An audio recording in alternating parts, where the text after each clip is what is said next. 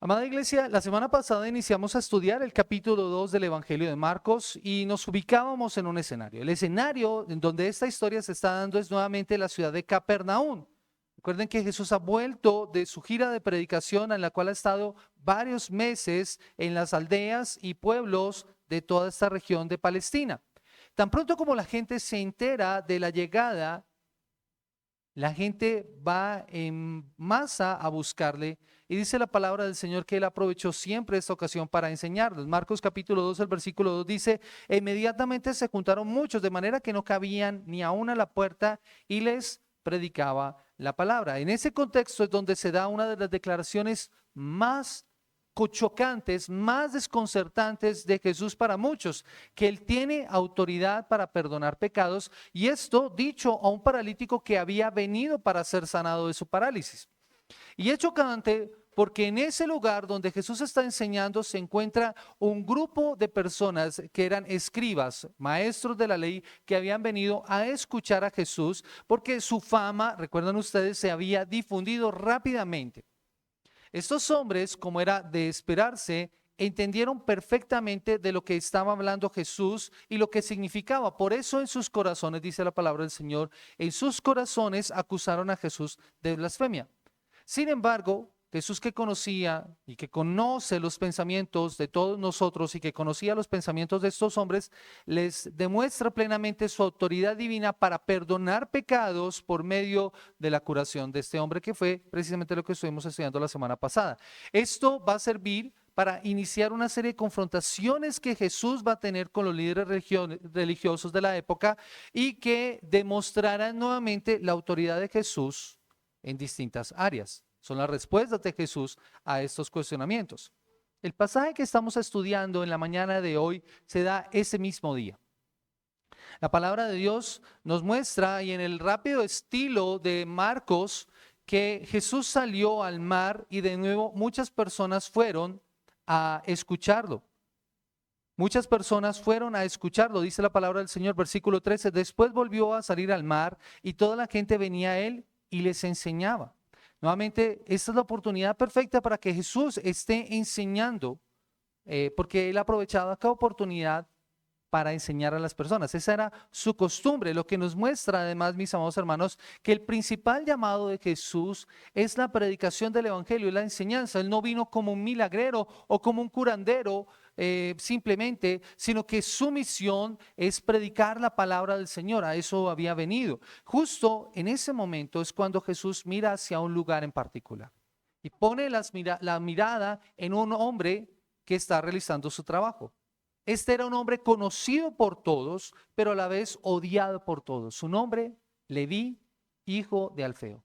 Su oficio, publicano o cobrador de impuestos. El pasaje, mis amados hermanos, el pasaje que vamos a estudiar en esta mañana está centrado precisamente en el llamado de este hombre y la reacción de los líderes religiosos al llamado de este hombre, y no solamente al de este hombre, sino de a otros similares como él, que ellos denominan son publicanos y pecadores. Pero también la respuesta de Jesús. Así que es claro el objetivo del autor, que es mostrar que el llamado de una persona, o a través del llamado de una de las personas más odiadas de Jesús, es precisamente el llamado que Jesús hace a todos aquellos que él llama, que son pecadores. Ese es su ministerio.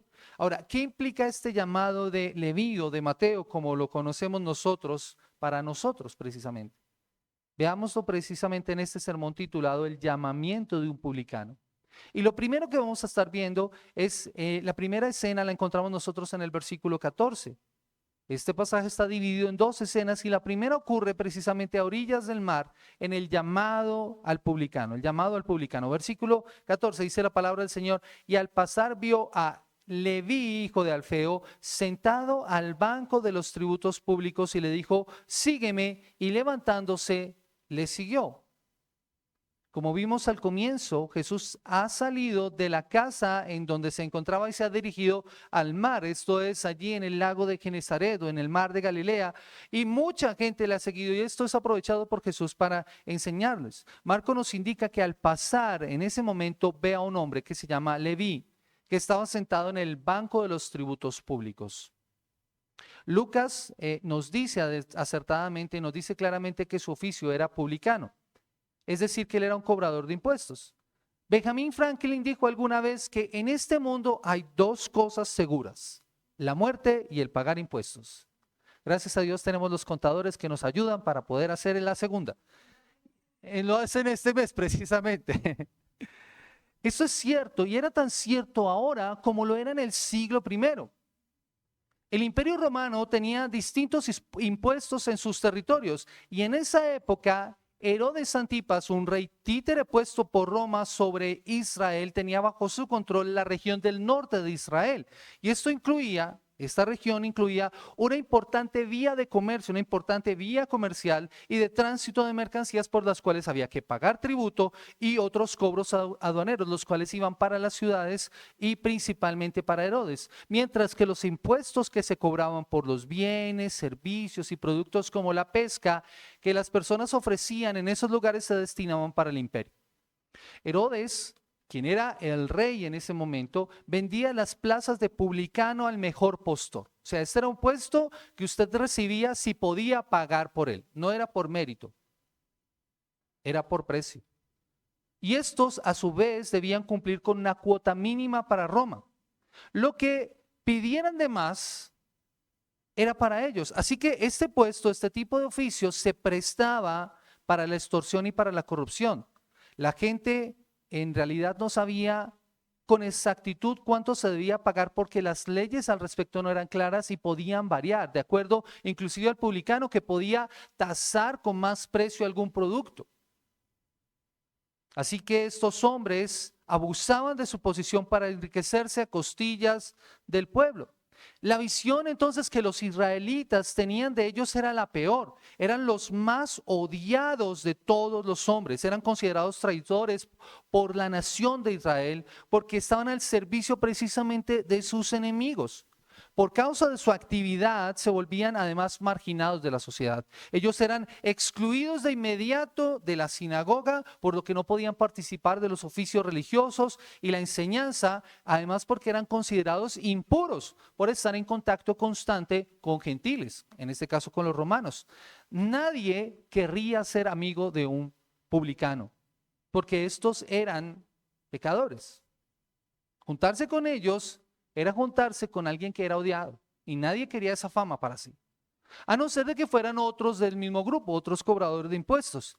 Eran considerados, como les digo, los más bajos de los pecadores. A tal punto había caído su prestigio que según la ley, según el Talmud, según la Misná, se podía mentir a un publicano y eso no sería tomado en cuenta como pecado.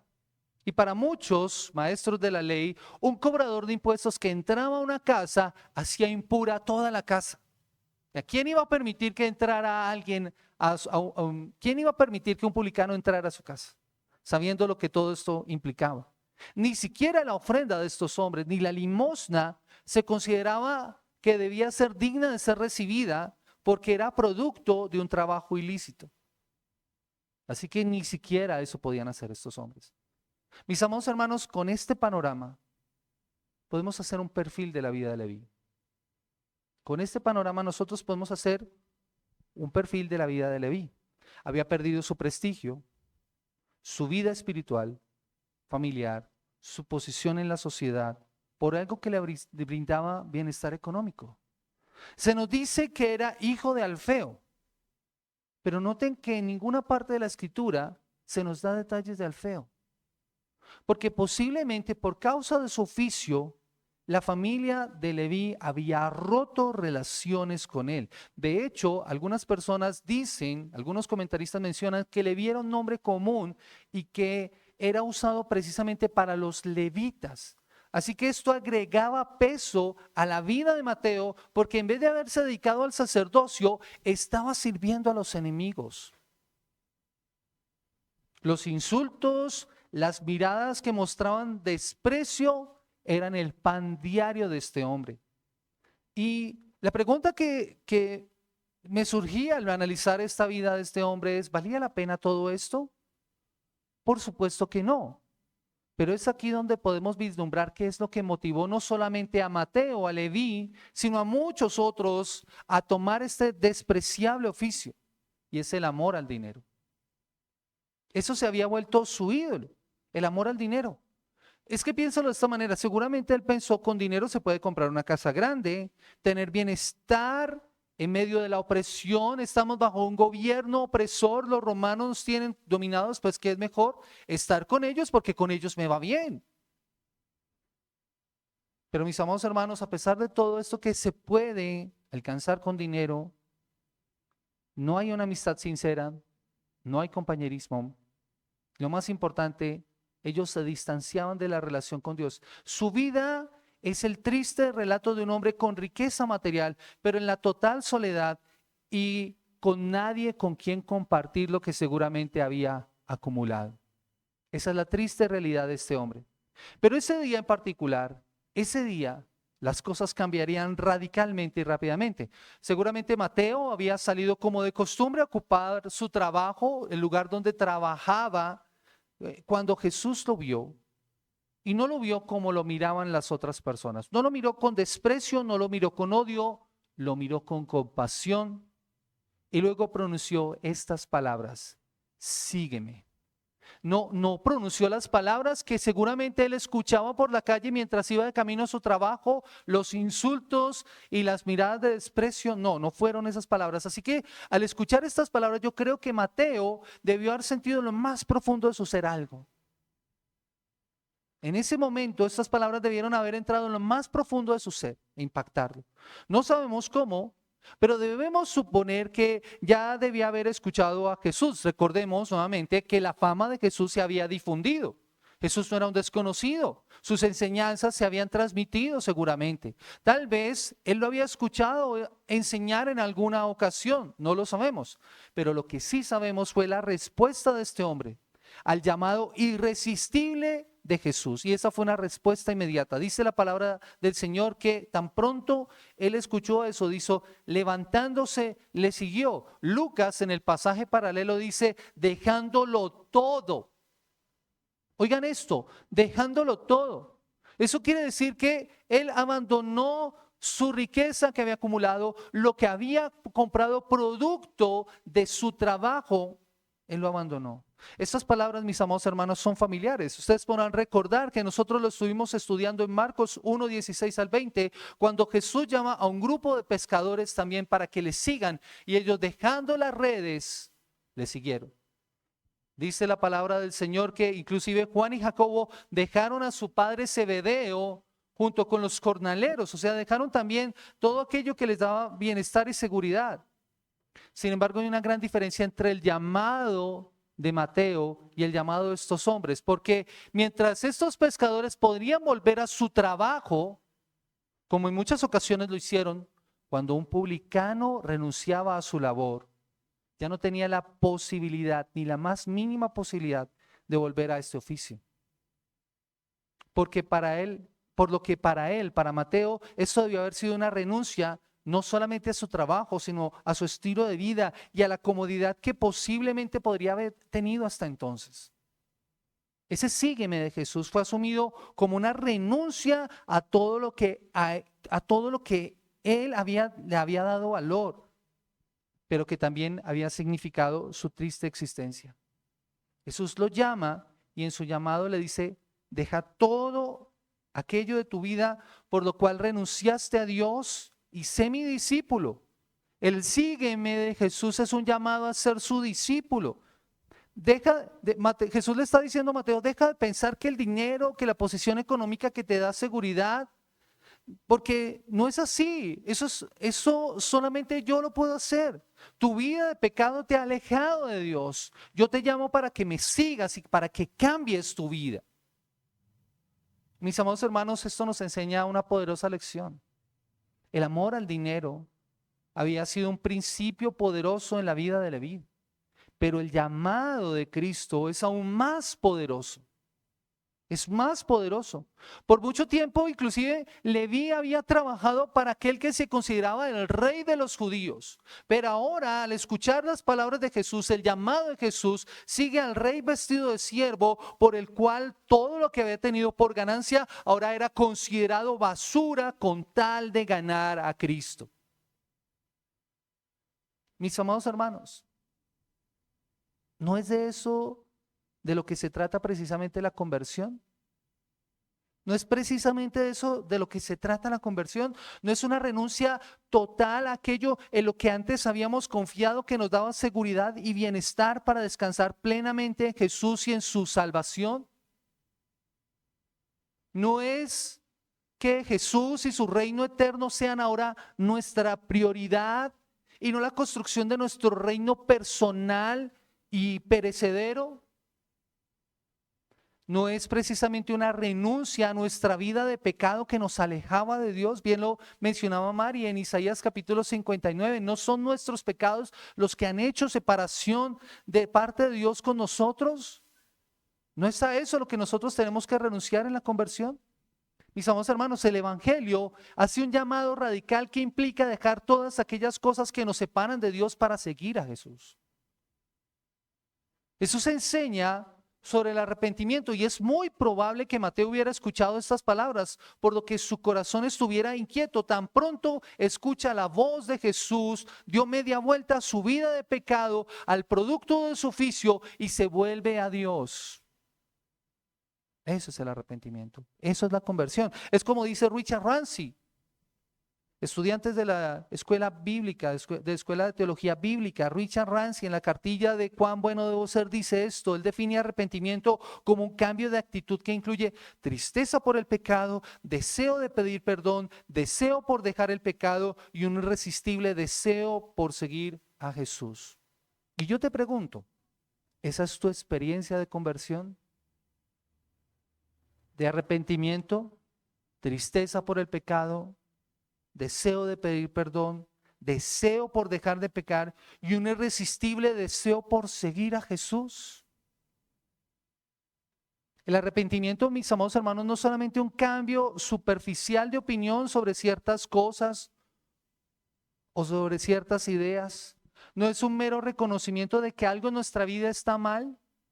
No, eso no es el arrepentimiento. Es un reconocimiento que da como resultado siempre el cambio en la forma de pensar, en los anhelos del corazón y en la forma en la que vivimos. Eso es el arrepentimiento. Ese es el mensaje que llevaba tiempo predicándose. Vaya conmigo por favor a Lucas capítulo 3, el versículo 8 al versículo 14 y escuchen las palabras de Juan el Bautista predicando. Lucas capítulo 3 versículo 18 al versículo 14 dice la palabra del Señor de la siguiente manera. Dice, y con estas y otras muchas exhortaciones anunciaba las buenas nuevas al pueblo. Entonces Herodes el tetrarca, siendo reprendido por Juan a causa de Herodias, mujer de Felipe su hermano, y sobre todas las maldades,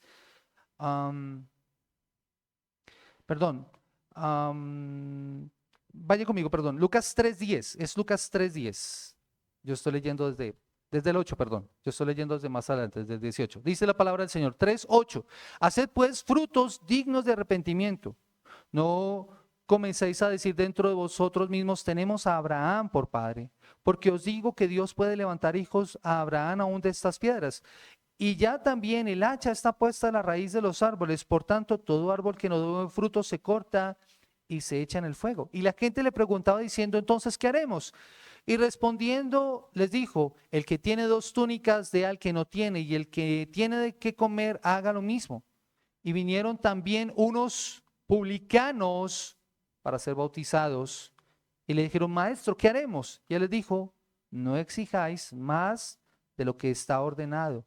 También le preguntaron los soldados diciendo, ¿y nosotros qué haremos? Y él les dijo, no hagáis extorsión a nadie, ni calumniéis, y contestaos con vuestro salario.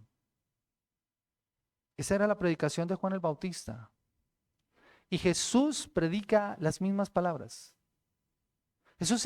Juan el Bautista inicia su predicación, arrepentidos porque el reino de los cielos se ha acercado. Jesús inicia con esas palabras, un llamado al arrepentimiento. Jesús enseña lo mismo, porque ese es el mensaje que todos debían escuchar. Mis amados hermanos, es el que hoy también necesitamos escuchar. Esta profunda verdad es necesaria en nuestras vidas. ¿Por qué? Porque sin ese llamado divino nadie puede ser salvo. Y su llamado demanda de cada uno de sus seguidores una obediencia incondicional. El seguirle a Él implica renuncia a todo aquello que te aleja de Él. Es dar media vuelta de tu vida de pecado y volver a Él. Cuando Jesús llama a seguirle, mis amados hermanos, Jesús llama para cambiar, no para dejarte igual. El que le sigue es transformado, y eso lo vemos en la vida de Leví. La experiencia de conversión, mis amados hermanos, empieza cuando se reconoce la condición de nuestras vidas delante de Dios, cuando vemos nuestro pecado, cuando reconocemos nuestras faltas delante de Él. Romanos capítulo 3, versículo 23 dice: por cuanto todos hemos pecado, estamos destituidos de la gloria de Dios. Y Romanos 6, 23, la primera parte nos dice: porque la paga del pecado es la muerte. ¿Reconoces tu condición espiritual? De hecho, iglesia, ¿sabes lo que es el pecado? Porque hoy en día, tristemente, muchas personas no saben y no entienden lo que realmente es el pecado. El pecado, según lo define la Escritura misma, en primera de Juan capítulo 3, el versículo 4, es todo el que comete pecado quebranta la ley. De hecho, el pecado es transgresión de la ley. Dios ha establecido una norma, una ley moral, para que nosotros cumplamos y vivamos de acuerdo a ese estándar, pero ninguno de nosotros es capaz de cumplirlo perfectamente.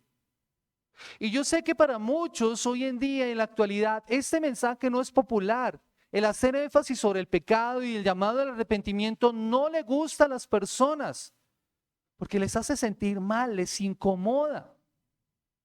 El mensaje que hoy en día se quiere escuchar es el mensaje de motivación de tú puedes, sé un valiente, Dios te ha llamado a conquistar, pídeme y te daré por herencia a las naciones.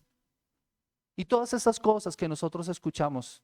Yo no quiero seguir haciendo publicidad a estos grupos, pero es triste porque ese es el mensaje que muchas personas quieren escuchar. Pero la realidad, mis amados hermanos, es que la iglesia necesita despertar a reconocer su condición espiritual. Por eso, pregúntate, ¿reconoces tu condición delante de Dios? ¿Reconoces tu condición delante de Dios? La palabra del Señor nos declara cuál es nuestra condición. Primero a los Corintios, el capítulo 6. Acompáñenme por favor allí. Primero a los Corintios, el capítulo 6, versículos 6, 9 al 10. Primero a los Corintios, capítulo 6, versículo 9 y versículo 10. Escuchen lo que dice la palabra del Señor.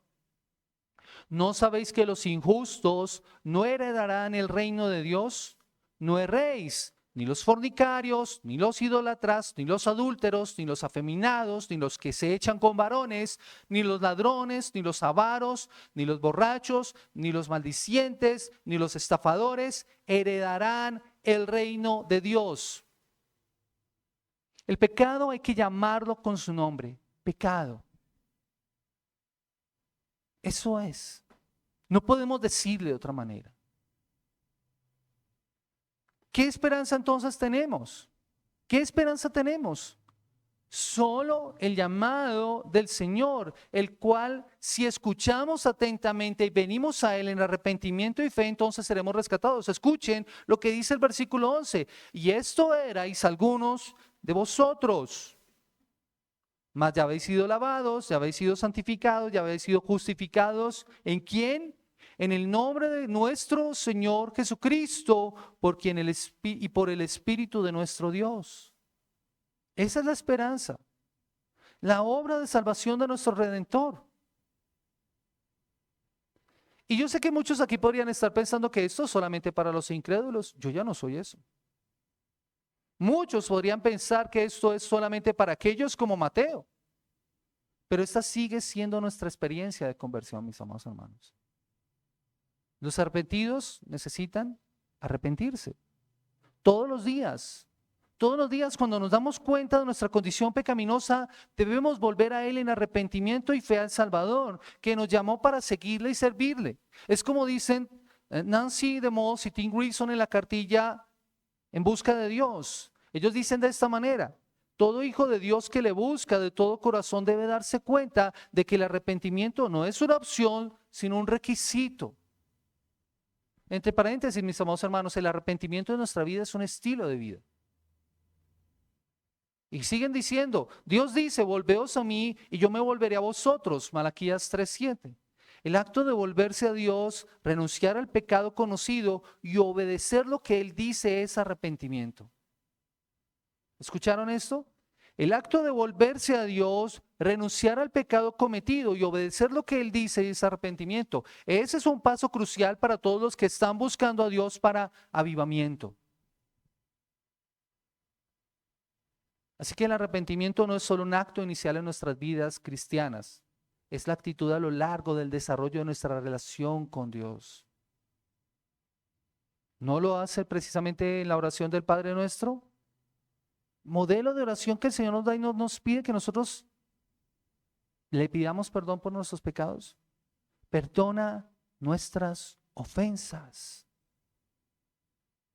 Como creyentes siempre seremos tentados a pecar, mis amados hermanos. Así hayamos nacido de nuevo. Como quisiéramos que después de nuestro bautismo, después de empezar a caminar con el Señor, el pecado hubiera desaparecido de inmediato de nuestras vidas. Pero aún hay evidencia de ese pecado en nosotros. Y tristemente algunas veces cederemos ante la tentación y caeremos. Pero esa no debe ser nuestra condición. Sin embargo, dice Nancy Leigh DeMoss y Tim Grison, la inclinación de aquellos que son de la familia de Dios será la de confesar humildemente y renunciar al pecado cuando sean confrontados con Él en su vida. Eso es lo que nosotros somos llamados a hacer. Por eso es que la actitud de nuestro corazón debe ser y debería ser una oración. Señor, estoy dispuesto a renunciar a todo pecado que me muestres con tal de tener un corazón que te glorifique. Estoy dispuesto a renunciar a todo pecado que tú me muestres con tal de tener un corazón que te glorifique. Y mis amados hermanos, esta, aunque es la historia de Leví y es también nuestra historia, en el pasaje no finaliza ahí. La historia de Leví no concluye allí, ya que Marcos nos relata lo que pasó más tarde ese día y que ocurre esta vez en la casa de Mateo, el expublicano y ahora discípulo de Jesús, quien invita a otros discípulos, a otros seguidores más bien, o a otros de su círculo para una fiesta, pero también nos muestra la actitud tomada por los escribas y los fariseos junto con la respuesta de Jesús, en lo que yo identifico como un llamado a enfermos para que busquen al médico. Un llamado a enfermos para que busquen al médico. Y este es nuestro segundo punto, versículo 15 al 17. Aconteció que estando Jesús a la mesa en casa de él, muchos publicanos y pecadores estaban también a la mesa juntamente con Jesús y sus discípulos, porque había muchos que le habían seguido. Y los escribas y los fariseos, viéndole comer con los publicanos y con los pecadores, dijeron a los discípulos: ¿qué es esto que él come y bebe con los publicanos y pecadores? Al oír esto, Jesús les dijo: los sanos no tienen necesidad de médico, sino los enfermos. No he venido a llamar justos, sino a pecadores. Mis amados hermanos, el día ha finalizado y ahora Mateo ha llevado a Jesús y a sus discípulos junto con otros como él para celebrar. Marcos señala que una reacción de muchos publicanos como Mateo, y esta era querer estar con Jesús, pero añade otro detalle, era que habían otros allí con ellos que eran llamados pecadores. Lo que esta palabra implica que eran personas que eran considerados inmorales o de dudosa reputación. Ahora, noten los amigos con los cuales sí se podía juntar Mateo. Pero ellos son precisamente a los que llama para venir a estar cerca con Jesús. En ese sentido, el comer era importante. Para el pueblo de Israel, para los israelitas, el sentarse a la mesa era una de las cosas más importantes que se podía hacer. De hecho, sigue siendo para nosotros. ¿Tú a quién invitas a comer a tu casa? Alguien con el que quieres pasar tiempo, con el que quieres compartir. Le estás dando tu amistad, le estás dando tu cariño, le estás dando tu comprensión. Eso expresa compañerismo y aceptación, por lo que al estar comiendo juntos, lo que se muestra es que Jesús está cercano a ellos. Él no está distante. Él se quiere involucrar en la vida de las personas con las que se encuentra para poderlas transformar. Eso es lo que hace Jesús. Y es allí donde interviene este tercer grupo de personas, los escribas y los fariseos, como lo declara la palabra del Señor. Versículo 16, y los escribas y los fariseos, viéndole comer con los publicanos y con los pecadores, dijeron a los discípulos, ¿qué es esto que él come y bebe con publicanos y pecadores? Esta expresión, primero, de los escribas y los fariseos, es que estos escribas pertenecían al grupo de los fariseos. O sea, no solamente eran escribas, sino eran además fariseos. Tenían los dos elementos. Ellos eran conocedores de la ley. Eran el polo opuesto a lo que era Mateo. Mateo era el más odiado. Los escribas y los fariseos eran los más respetados. Mientras Mateo era de lo más vil y lo más menospreciado de la sociedad, ellos estaban en la cima como el estándar moral. De hecho, la palabra fariseo significa separatista, lo que implica que su estilo de vida era buscar separarse de todo aquello que pudiera contaminarles, porque por lo que los ritos de purificación eran tan importantes para ellos. ¿Recuerdan ustedes? El lavar los vasos, el lavamiento de las manos. ¿No fue eso precisamente lo que en muchas ocasiones cuestionaron de Jesús y de los discípulos? ¿Por qué tus discípulos comen pan con las manos sucias? O cosas así por el estilo. Ellos tenían una obsesión casi patológica por estos elementos, por los de las ceremonias de purificación. Su trabajo era estudiar la Torá, interpretándola de manera que pudiera ser obedecida completamente. Por eso es que ellos estudiaban la Torá, pero además estudiaban las interpretaciones de la Torá, la Misná y el Talmud, que eran las tradiciones de los ancianos. ¿Y qué era lo que hacían estos dos libros? Pues dar explicaciones a lo que enseñaba la ley del Señor. Pero para ellos la figura de Jesús era además muy intrigante, muy desconcertante. Recuerden lo que había pasado hace tan solo unas horas, ese mismo día. Jesús había dicho una declaración que podía perdonar pecados y eso lo hacía tomando autoridad de Dios. Así que ellos habían quedado llenos de curiosidad y con expectativa. ¿Cuál sería su asombro, mis amados hermanos? Imagínense esto, ¿cuál sería su asombro y su descontento con Jesús cuando lo ven en la casa de un publicano, comiendo con otros que son iguales que él, con otra gente que además es considerada pecadora? Por eso es que ellos hacen un cuestionamiento y no se lo hacen a Jesús. ¿A quién se lo hacen? A sus discípulos. ¿Saben? La intención allí es hacer quedar mal a Jesús, es cuestionar al maestro delante de sus discípulos. En pocas palabras, ellos están colocándose como los verdaderos líderes espirituales que ellos deberían estar o deberían tener esos discípulos. Miren lo que hace Jesús, ¿está comiendo con pecadores y con publicanos? Y esta es una pregunta en la que no están esperando realmente una respuesta. Lo que están buscando es desacreditar a Jesús. Es cierto, mis amados hermanos, ningún maestro de la ley o un escriba comería con un publicano y mucho menos entraría en una de sus casas porque esto haría que él quedara contaminado. Ellos son el faro moral de Israel. Ellos son los guardianes de las tradiciones y las leyes, los que garantizan que el pueblo pudiera acercarse a Dios y tener su aprobación. Ellos son los que le dicen a la gente cómo deben actuar y cómo deben comportarse para ser aceptados por el Señor. Ellos con su estricto cumplimiento de las normas eran envidiables. Yo lo he dicho en otras ocasiones, pero es cierto. Si solamente 2 personas se salvaran en esa época, seguro uno de ellos sería un publicano. Perdón, un fariseo. Un fariseo, por su estricto cumplimiento de las normas. Pero lo triste, mis amados hermanos, es que su corazón estaba lejos de Dios. Y lo que ellos cuestionan es que si Jesús era en verdad lo que decía decir, el Hijo de Dios, no debería estar con esas personas de esa calaña. O las personas de la reputación de Mateo y sus amigos. No, él debería estar con nosotros, estudiando la Torá, estudiando la tradición de los ancianos. Es con nosotros, no con ellos que debería estar. Y Jesús escucha sus palabras. Y noten la respuesta de Jesús. Versículo 17. Al oír esto, Jesús les dijo, los sanos no tienen necesidad de médicos sino a los enfermos. No he venido a llamar a justos sino a pecadores. Así que primero señala por medio de la ironía lo que es obvio. ¿Ustedes se imaginan a un médico que no quiera estar en medio de enfermos?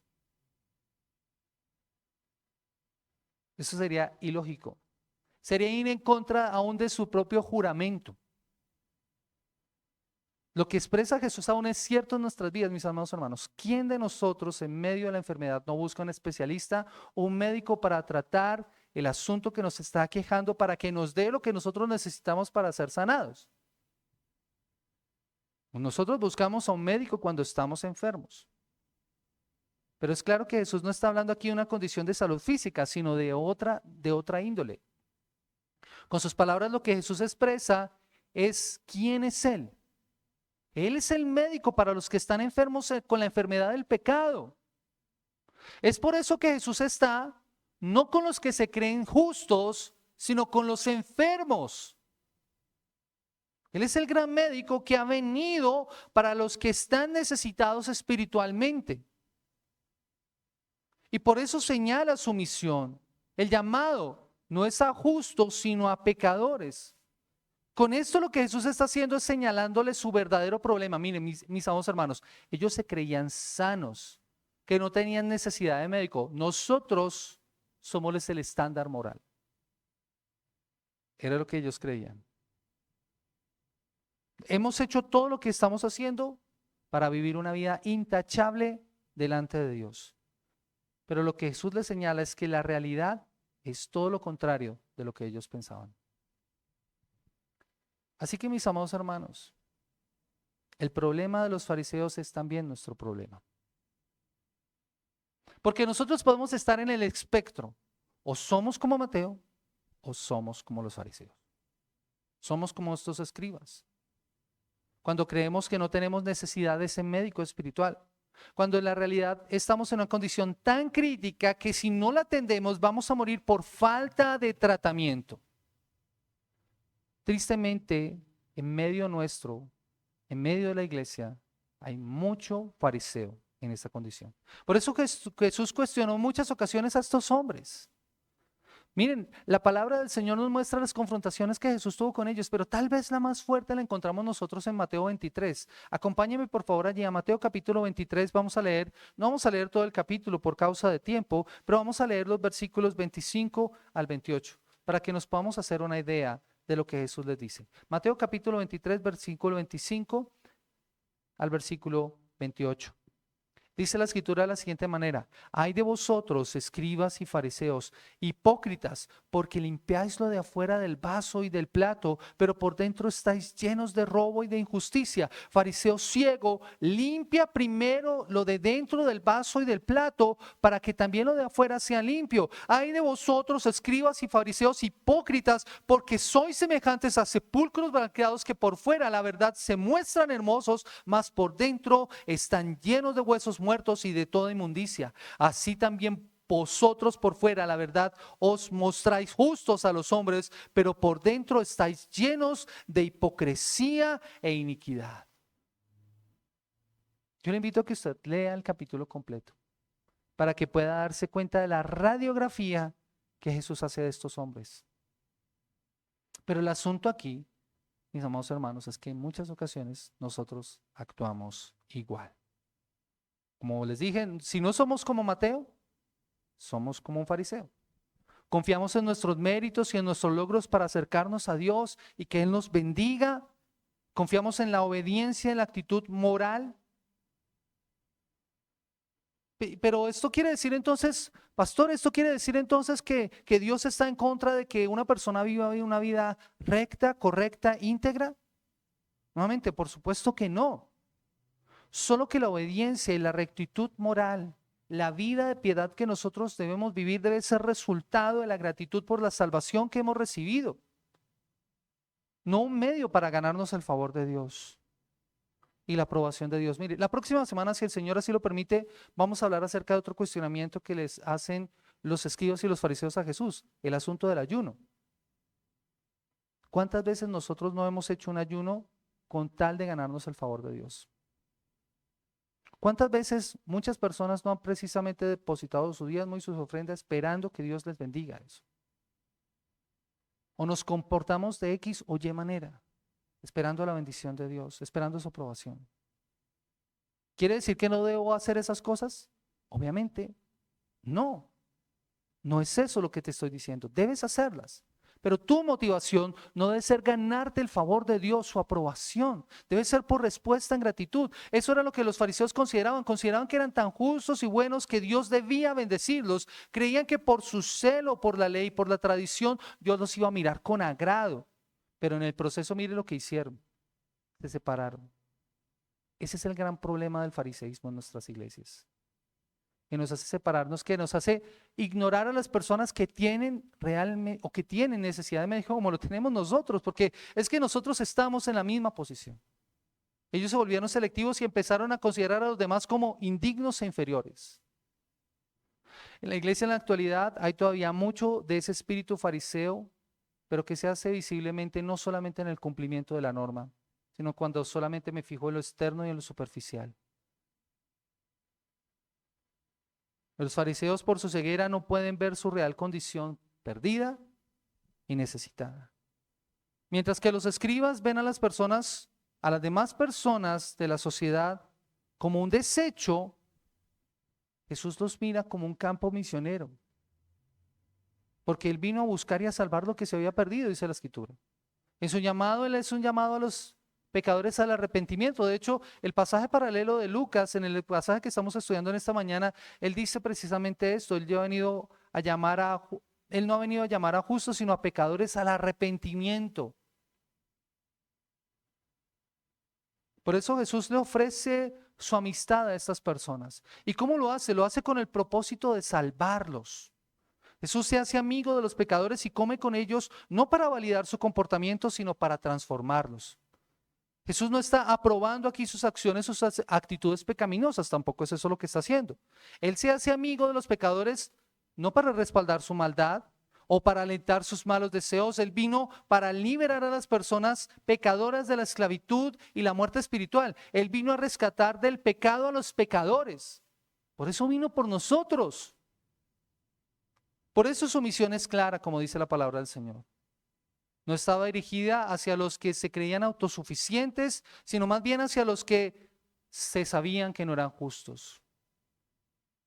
Jesús no ha venido a llamar a legalistas hipócritas, dice alguien, a su reino. Vino a salvar a todos aquellos que reconocen su pecado.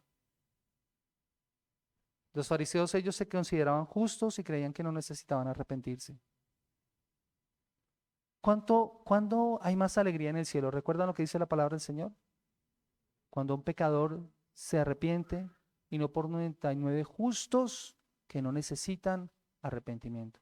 ¿Sabes quiénes estaban allí entre esos que se consideraban justos? Esos fariseos. ¿Cuántas veces tú y yo no nos hemos considerado de la misma forma? Estaban autoengañados porque no vieron el diagnóstico real de su situación. Ellos ignoraron su condición espiritual. En sus propias mentes ellos creían que eran santos, pero en realidad estaban más perdidos que los recaudadores de impuestos que se habían rechazado de Dios. El fariseo cree que está cerca de Dios por su obediencia y por su estándar. Y eso los convierte en sus propios salvadores. El fariseo dice, estas son las palabras que dice un fariseo: Dios debería bendecirme y ayudarme porque me he esforzado mucho en obedecerle y ser una buena persona. Si has pensado alguna vez de esa manera, Jesús no es tu Salvador. Tal vez Jesús sea tu ejemplo, tu inspiración, pero no es tu Salvador. Eso suele pasar en muchas ocasiones, en muchas personas cuando llevan años y años asistiendo a la iglesia. Adquieren el espíritu fariseo y no se han dado cuenta. De ahí la importancia de poder hacer la evaluación. Aún hay muchas personas, incluso hay muchas personas que ya evitan la iglesia. O sea, se creen tan justos que no necesitan la iglesia. No necesito la iglesia. No necesito de otros, mucho menos de Cristo. Por lo menos se invitan y por lo tanto se inventan su propia religión. Pero escucha lo que es la iglesia. Escucha lo que es la iglesia. La iglesia No es un museo de santos. Mira, si una persona te dice a ti, es que yo no voy a la iglesia porque la iglesia está llena de hipócritas, tú le puedes decir, la iglesia no es un museo de santos, es un hospital de pecadores, todos en recuperación. Y cuando alguien dice que quiere dejarlo, ese debe ser internado en urgencias. Es como dice John MacArthur, la iglesia de Jesucristo no está formada de gente perfecta. Gloria a Dios. La iglesia no está formada de gente perfecta, sino de pecadores perdonados. Los creyentes saben que no son justos y que no pueden llegar a hacerlo por su propio poder. Más bien, se les ha concedido la misma justicia de Dios como un don de gracia por medio de la fe en Jesucristo. Basándose en la obra consumada de Cristo, han sido perdonados y aceptados por Dios, siendo trofeos de la gracia divina para toda la eternidad, dice MacArthur. Eso eres tú y ese soy yo. No somos perfectos, lejos estamos de ser. Pero ¿sabes? La gracia de Dios se ha aplicado en nuestras vidas. Por gracia de Dios soy lo que soy, decía el apóstol Pablo. Por gracia de Dios eres lo que eres. Solo que evalúa tu fe, solo que evalúa tu vida. ¿Recuerda la parábola del fariseo y del publicano en Lucas capítulo 18? Dice que el fariseo oraba consigo mismo. Él oraba consigo mismo. El publicano dice que no se acercaba. Y solamente decía, sé propicio a mí que soy pecador. Dice Jesús al final de esa parábola, ¿cuál salió justificado? ¿Cuál eres tú? ¿Cuál eres tú? Reflexiona y pide ayuda al Señor que te conoce y te puede salvar. Yo quiero finalizar con unas palabras de aplicación de Juan Carlos Rail. Escuchen por favor lo que dice él. El Señor Jesús vino al mundo para ser médico, además de maestro. Conocía las necesidades de la naturaleza humana. Nos vio a todos enfermos de una enfermedad mortal, azotados por la plaga del pecado y muriendo a diario. Se compadeció de nosotros y bajó a traer la medicina divina para nuestro alivio. Vino a dar salud y curación a los moribundos, a sanar a los quebrantados de corazón y a ofrecer fuerza a los débiles. Ningún alma enferma de pecado está demasiado lejos para Él. Es su gloria curar y devolver a la vida los casos más desesperados. Por habilidad inagotable y por ternura infatigable, por larga experiencia de dolencias espirituales de la gente, el gran médico de las almas está solo. No hay nadie con él. Pero, ¿qué sabemos nosotros mismos de este papel especial de Cristo? ¿Alguna vez hemos sentido nuestra enfermedad espiritual y hemos acudido a Él en busca de aliento? Nunca estamos bien a la vista de Dios hasta que lo hacemos. No tenemos nada correcto en la religión si pensamos que el sentido del pecado debería alejarnos de Cristo. Sentir nuestros pecados y conocer nuestra enfermedad es el conocimiento del verdadero cristianismo. Es ser conscientes de nuestra corrupción y aborrecer nuestras propias transgresiones. Ese es el primer síntoma de salud espiritual. Dichosos en verdad aquellos que han descubierto la enfermedad de su alma. Háganles saber que Cristo es el mismo médico que necesitan y que lo consulten sin demora. O que el Señor bendiga su palabra y que nos ayude para poder vivir la vida cristiana como Él espera que la vivamos. Vamos a orar. Señor soberano, Dios de toda gloria y majestad, tú que eres un rey vestido de siervo, que te despojaste de tu trono y tomaste la humilde condición de un siervo, haciéndote obediente hasta la muerte y muerte de cruz, por quien tenemos el perdón de nuestros pecados y la redención y la vida eterna. Por tu sacrificio, Señor, hoy nosotros venimos ante tu presencia, rogándote que tú nos ayudes, Padre, porque al igual que Mateo, nosotros necesitamos arrepentirnos de nuestros pecados, de nuestra maldad, de nuestra condición. Necesitamos volvernos a ti. Pero Señor, también necesitamos revisar en nosotros y en nuestro corazón el espíritu del fariseo que tal vez vive en nosotros todavía y que nos hace creer que es nuestra justicia, nuestro comportamiento, nuestra rectitud moral la que debe hacer que tú nos bendigas, Señor, cuando esta es una obra de gratitud por la obra de Cristo en la cruz del Calvario. Es nuestra obediencia, Señor, resultado de esa obra de salvación. Por eso te pedimos que tú nos ayudes a ver nuestra condición espiritual, la enfermedad que nos aqueja, Señor. Señor, muestra y revela a tu pueblo y a tu iglesia su condición espiritual. Revela, Señor, para cada uno de nosotros el estado de nuestras almas, Señor, y haznos ir a ti en arrepentimiento y fe nuevamente, Señor. Que el arrepentimiento se vuelva para nosotros un estilo de vida de tal manera, Señor, en que nosotros podamos nuevamente acercarnos y estar a cuentas contigo, Señor. Justificados pues por la fe, que podamos tener paz para con Dios por medio de nuestro Señor Jesucristo. Porque si alguno ha cometido pecado, abogado tenemos para con el Padre a Jesucristo el justo. Él es la propiciación por nuestros pecados. Señor, seas tú limpiándonos, Señor. Seas tú perdonándonos. Seas tú ayudándonos nuevamente a mirarte a ti, Señor. Oh Padre, ayúdanos a seguirte a ti y a renunciar a todas aquellas cosas en las que nosotros hemos puesto nuestra confianza y nuestra seguridad, Señor. Si esas cosas nos alejan de ti, Señor. Oh Rey de gloria y majestad, bendice a la iglesia, Señor. Obra en los corazones de cada uno de los que estamos aquí. Y Señor, llévanos ante tu presencia para tu gloria y para tu honra, Señor. Para que cada día nos conformemos más a la imagen de nuestro precioso Señor y Salvador. Para que la transformación que tú operas en nosotros por medio de la contemplación del rostro de Cristo en nuestra vida, por medio de tu palabra, Señor, sea tan real, cada vez más real en nosotros. Que no queremos ser iguales, sino queremos ser transformados cada día de gloria en gloria en la misma imagen de nuestro Señor Jesucristo. Gracias, bendito Señor, por la iglesia aquí presente y reunida. Por tu pueblo, Señor, que escucha atentamente tus palabras. Que seas tú produciendo en nosotros el querer como el hacer por tu buena voluntad. Porque te lo pedimos en el precioso nombre de Cristo Jesús. Amén.